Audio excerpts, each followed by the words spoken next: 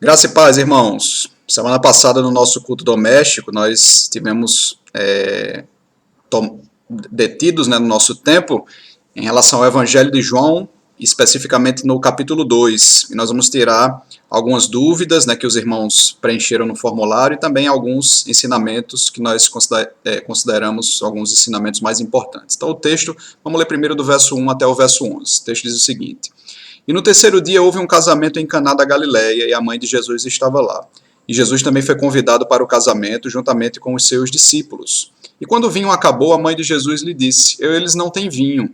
E Jesus lhe disse: Mulher, o que você tem a ver comigo? Minha hora ainda não chegou. Sua mãe disse aos serventes: Tudo o que ele lhes disser, vocês farão. Ora, 6 talhas de água feitas de pedra estavam ali, de acordo com o modo de purificação dos judeus, cada uma com 2 ou 3 medidas. Jesus lhes disse: Encham as talhas com água, e eles as encheram até a borda. E ele lhes disse: Agora tirem um pouco e levem ao mordomo da festa, e eles levaram. E quando o mordomo da festa provou a água, agora transformada em vinho, e sem saber de onde tinha vindo, embora os serventes que tinham tirado a água soubessem, o mordomo da festa chamou o noivo e lhe disse: Todos servem o bom vinho primeiro, e quando os homens beberam livremente, servem o vinho de menor, beberem livremente, servem o vinho de menor qualidade. Mas você guardou o bom vinho até agora. Isto Jesus fez no início dos seus sinais em Caná da Galileia, manifestou a sua glória e seus discípulos creram nele. Então nós vemos aqui já nos versos, tanto no verso 1 quanto no verso 11, a cidade de Caná sendo citada. Os historiadores comentam que haveria possivelmente várias Canás naquela época, mas essa daqui era a Caná que estava ali inserida naquela macro-região que é a região da Galileia. Então, os geógrafos também vão defender que essa Caná, chamada da Galileia, ela ficaria em torno de 13 quilômetros, né, distante de Nazaré, cidade de Jesus e de seus familiares. Tá? Então, assim, se a gente observar no primeiro verso, a gente vai ver que já é citado aqui que houve um casamento naquela cidade, Caná da Galileia, e a mãe de Jesus estava lá. Então, de todos aqueles presentes, ninguém sabia melhor, é claro, do que Maria, quem era realmente Jesus e qual a missão lhe tinha sido atribuída. Tudo aquilo já tinha sido manifestado desde o seu ventre, né, no anjo, né, que falou para ela, né, aquela experiência que ela e seu esposo tiveram, né, com aquela revelação dada da parte de Deus. Então ela realmente era a principal testemunha ocular de quem era Jesus verdadeiramente. Mas o texto ele começa a nos intrigar, né? Porque vai dizer que Jesus foi convidado para o casamento, né? Os seus discípulos estavam lá também, o vinho acaba, e a mãe de Jesus revela para ele, eles não têm vinho.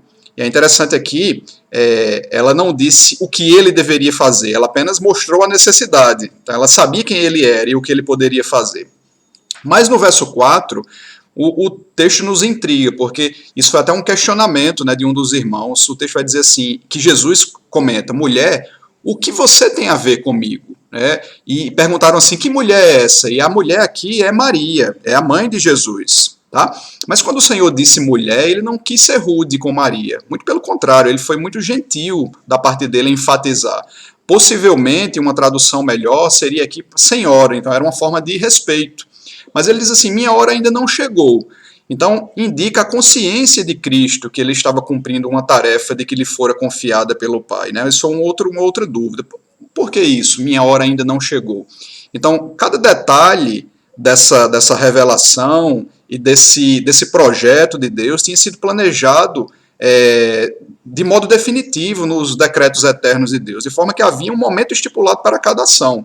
Então, Jesus ele cuidaria do problema quando o tempo oportuno chegasse. Você me pergunta, ele iria fazer aquele milagre ali, independente do comentário de Maria? Iria. Isso nos mostra que nós não sabemos a mente de Cristo e, ao mesmo tempo, Deus é soberano sobre os nossos pensamentos, as nossas ações. Então, assim, ele, de certa forma, reprova a mãe ali por uma pressa possivelmente imponderada. Então, assim, em contrapartida, ele apresenta-lhe motivo para esperar um milagre. Então o verso 4 vai deixar também esse ensinamento aí para cada um de nós. Quando a gente pula um pouquinho para o verso 9, a gente vê a figura do mordomo.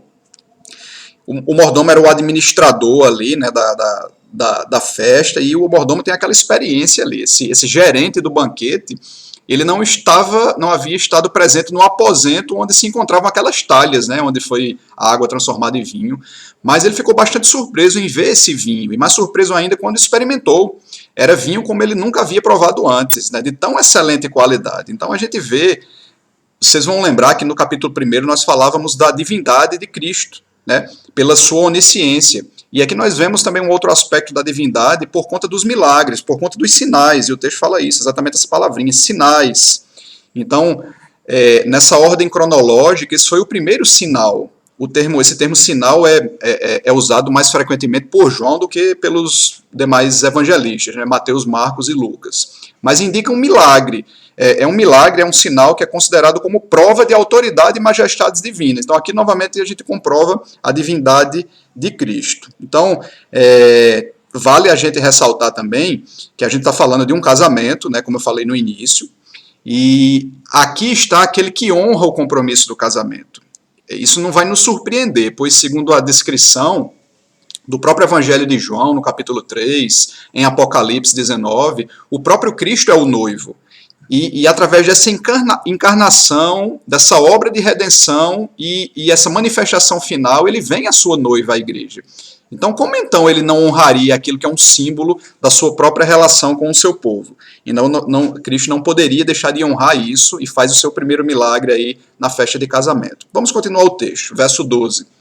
Depois disso, ele desceu para Cafarnaum, ele, sua mãe, seus irmãos e seus discípulos, e ele ficou ali por alguns dias. Deixa eu dar uma paradinha aqui. Alguns irmãos perguntaram, um irmão especificamente perguntou se Jesus tinha irmãos, e o texto é bem claro, ele tinha irmãos, outros textos vão dizer que ele tinha irmãs também. Então, assim, é muito claro que Maria, junto com José, né, tiveram realmente outros filhos, tá? Verso 13. E a Páscoa dos judeus estava próxima, e Jesus subiu para Jerusalém.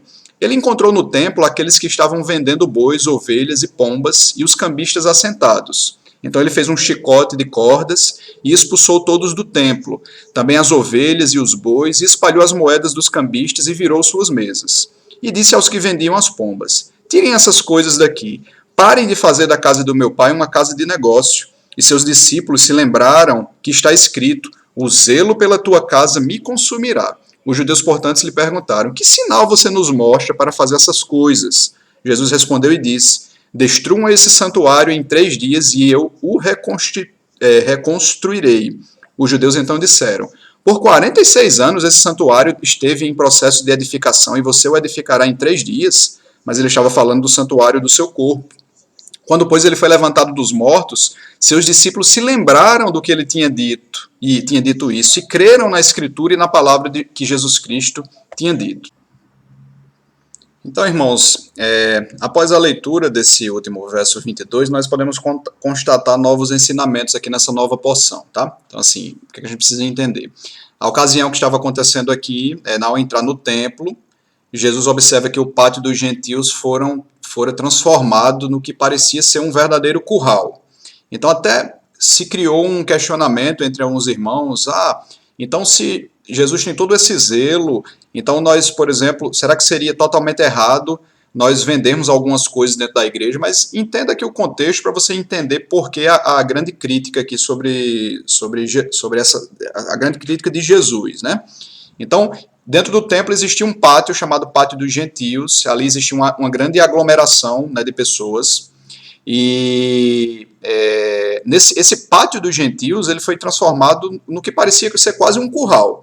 Então, assim, havia mau cheiro, havia sujeira, mugidos de animais destinados aos sacrifícios. Então, existia uma aglomeração muito grande de animais que eram levados até ali, aquele local, até porque a gente está falando de um local que está dentro do templo ali, que é o local de sacrifício dos animais. Mas, na teoria, cada adorador ele poderia trazer um animal de sua própria escolha no templo. Mas aí que estava o grande problema, porque existiam alguns homens, né, que seriam homens que seriam aprovados, né, como se fossem verdadeiros juízes para observar esses animais. Então, assim, com certeza esses animais não seriam, na sua grande maioria, aprovados por essas pessoas. Então, assim, existia por trás um outro interesse, porque se os adoradores traziam os animais, esses animais de certa forma eram desaprovados, Então, alguns vendedores privilegiados enchiam os cofres do sumo sacerdote, de Anás aqui no caso. Então, assim, para evitar problemas e desapontamentos, os animais para sacrifício eram comprados ali naquele pátio, que a gente chama de pátio dos gentios, aquele pátio exterior do templo. Então, esse era denominado pátio dos gentios, porque realmente eles tinham a permissão, os gentios tinham a permissão de entrar nele. Naturalmente, vendedores de gados também ficavam também tentados a cobrar preços exorbitantes por tais animais. Então, eles exploravam os adoradores. Aqueles que vendiam pombos também procediam de forma semelhante, cobrando possivelmente até uma moeda inteira por um par de pombos, né, que valia 100 vezes menos. Então aqui também havia oportunidade abundante de engano e de abuso por conta desses vendedores e dos próprios religiosos. Então, nessas circunstâncias, o Santo Templo, designado como a casa de oração para todos os povos, tinha se tornado um covil de salteadores. E aí a gente precisa comparar com algumas coisas que nós fazemos, por exemplo, na igreja. Às vezes a gente compra, sei lá, uma revista da escola dominical por um preço, coloca R$2 em cima para pegar esses R$2 e transformar esses R$2 em reverter esse valor, por exemplo, na administração do templo, sei lá, para colocar o piso da igreja, para melhorar o som, para pintar as paredes. Então é muito diferente do que acontecia aqui. Aqui era realmente uma verdadeira baderna. Então eu espero que tenha ficado claro aí esse questionamento. Quando a gente chega no verso 17, a gente vê um seguinte termo: o zelo pela tua casa me consumirá. Então, aqui é um testemunho dessa manifestação do zelo do seu Senhor pela casa de seu Pai. Então, esse mesmo zelo, isso foi um dos ensinamentos tirados pelos próprios irmãos também, esse mesmo zelo deve ser destinado ao nosso local de reunião de culto. Sendo que a questão do templo ela vai mudar um pouquinho de conotação, porque depois da morte e ressurreição de Jesus, nós sabemos que não é simplesmente o templo físico que vai limitar a minha forma de adoração. Aonde eu estiver, eu estarei adorando a Deus. Mas depois a gente fala mais um pouquinho sobre isso. Quando a gente chega nos versos 18 e 19, a gente vê os judeus questionando Jesus. Que sinal você nos mostra para fazer essas coisas? Aí Jesus responde: destruam esse santuário em 3 dias e eu reconstruirei. Foi também uma dúvida dos irmãos. Que santuário era esse? Era o templo? Mas há já a resposta no próprio texto lá na frente, irmãos. Nos próximos versículos, vocês vão ver que Jesus estava se referindo ao seu corpo. E vocês vão ver que também no final desse capítulo 2, os discípulos, quando ele ressuscita ao 3º dia, eles lembram daquilo que Jesus tinha falado, né? Esse será reconstruído em 3 dias. Então, assim, traduzindo em miúdos aqui, esses versos 18 e 19, era mais ou menos assim: vocês judeus, por sua maldade, vocês estão claramente demolindo o santuário do meu corpo. Além disso, como resultado, vocês também estão destruindo o próprio templo de pedra de vocês e todo o sistema de práticas religiosas conectado ao próprio Deus. Então, em 3 dias eu levantarei esse santuário. Mas Jesus estava se referindo à ressurreição dentre os mortos. E aí, como resultado dessa ressurreição, eu estabelecerei um novo templo, com um novo culto. Então o templo agora é o meu corpo, é o Espírito Santo habitando dentro do meu corpo. O templo agora é a igreja como um todo. Então a igreja que vai adorar o Pai em espírito e em verdade. Tranquilo, irmãos? Vamos para o verso 23. Ora, enquanto estava em Jerusalém, durante a festa da Páscoa, muitos creram no seu nome quando observaram seus sinais que ele estava fazendo. Mas Jesus não se confiava a eles, porque conhecia todos os homens, e porque ele não precisava de alguém que lhe desse testemunho a respeito do homem, porque ele mesmo sabia o que estava no homem. Então, nesses versos aí, 23 a 24, o motivo pelo qual não fazia isso é porque Jesus conhecia o coração dos homens, né? Jesus conhecia exatamente o que estava no coração de todos com quem entrava em contato. Isso já ficou muito claro quando o Senhor viu, por exemplo, Simão pela primeira vez, ou quando se encontrou com Natanael pela primeira vez, como nós lemos no capítulo 1. Então Jesus conhece os nossos corações, conhece o coração de todas as pessoas. Então, irmãos, encerramos esse período, né, de alguns pontos principais, de algumas lições e algumas dúvidas, né, que nós tentamos tirar de alguma forma, e a gente sugere para você fazer o seu culto doméstico hoje, estudando aí junto com sua família, tendo o seu devocional com o Evangelho de João, capítulo 3. Na próxima quarta-feira nós estaremos focando nesse texto que eu acabei de citar. Que Deus abençoe a todos, graça e paz.